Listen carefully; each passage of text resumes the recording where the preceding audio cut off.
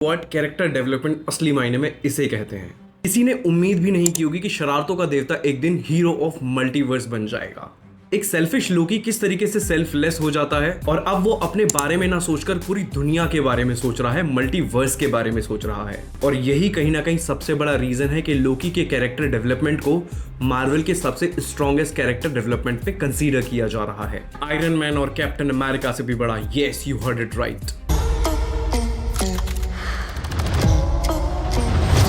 All of existence is in grave danger.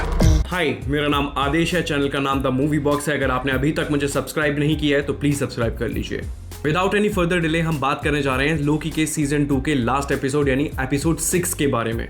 Season 1 के episode 1 में और सीजन 2 के एपिसोड 6 में एक चीज कॉमन है, जो कि इन दोनों के एपिसोड के नाम ग्लोरियस पर्पस। हम में से काफी सारे मार्वल फैन को पहले से इंट्यूशन हो चुका था कि इस टाइम स्लिपिंग के पीछे काफी बड़ी मिस्ट्री है और ये मिस्ट्री एंड होती है लोकी को गॉड ऑफ मल्टीवर्स बनाकर। एपिसोड 6 की शुरुआत होती है मार्वल के लोगों से, जिसमें सब कुछ हमें रिवर्स में चलता हुआ नजर आता है।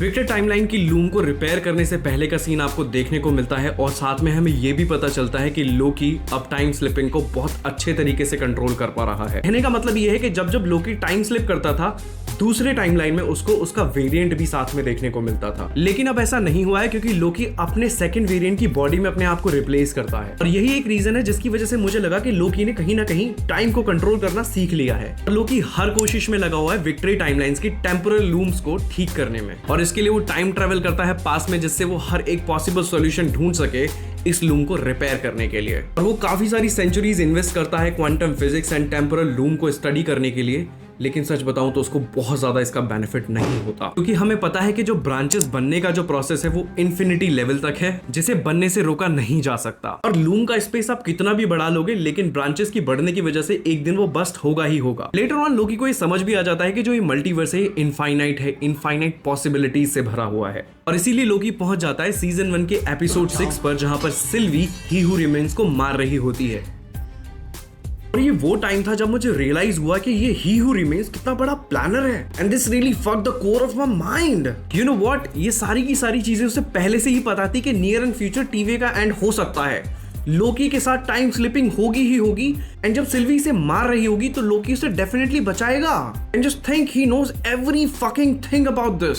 लेकिन इस सब के बाद भी एक भारी मिस्टेक हो गया भैया जी, क्योंकि आपको पता ही नहीं है कि ये लोकी क्या चीज है। लोकी ही हू रिमेन से बोलता है कि वो उस लूम के कॉन्सेप्ट को बहुत अच्छे तरीके से समझ चुका है और इसे बहुत जल्दी वो ब्रेक भी करने वाला है। इस सीन में आपको देखने को मिलता है बोर्ड पर लिखा हुआ एक इक्वेशन, जिसे लोकी फ्रैक्शन ऑफ मिनट में सॉल्व कर लेता है और समझ जाता है कि अब उसे आगे क्या करना है। और वो इस वजह से पॉसिबल हो पाया क्योंकि लोकी ने सेंचुरीज इन्वेस्ट की हैं इस क्वांटम फिजिक्स एंड लूम को समझने के लिए। एंड लेटर वी सी कि लोकी जो है टाइम स्लिप करके सीजन 1 के एपिसोड 1 पे जाता है, जहाँ की वो मोबियस के सामने बैठा है और एक बहुत ही डिसेंट कॉन्वर्सेशन वहां पर हमें देखने को मिलता है। और फिर एक बहुत ही ब्यूटीफुल लाइन आती है, there is no comfort, you just choose your burdens. Then Loki को रियलाइज होता है कि ग्लोरियस सैक्रिफाइस कुछ और नहीं, ये लोकी का खुद का ग्लोरियस बर्डन है। एंड देन लोकी आता है टाइम स्लिप करके भाई साहब टीवी के अंदर अपने आप को सैक्रिफाई करने के लिए। And this is the most emotional moment. तुम्हारे लिए, हम सबके लिए।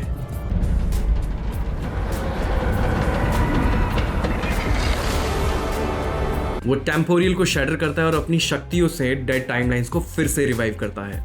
एंड ट्रस्ट मी, ये MCU के one of the best and epic scene में से एक है। एंड स्पेशली लोकी के वो हॉर्न्स, उसके सीन इतने ब्यूटीफुल लग रहे थे ना, मैं क्या ही डिस्क्राइब करूं। आई विश ये हम सारे MCU लवर्स को अगर सिनेमा में देखने को मिलता ना यार, तो कुछ अलग ही एक्सपीरियंस होने वाला था। और उसके बाद लोकी एक थ्रोन पर जाकर बैठता है और फॉर्म होता है गिगसार्टल ट्री।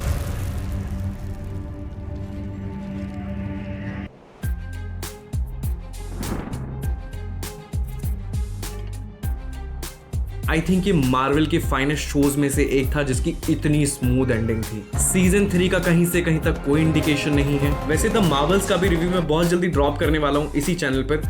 अगर ये ओवरऑल रिव्यू आपको समझ आया हो तो प्लीज मेरे चैनल को एक बार सब्सक्राइब कर लेना, कमेंट बॉक्स में जरूर बताना कि कैसा लगा आपको, एंड प्लीज बेल आइकन को दबा लीजिए।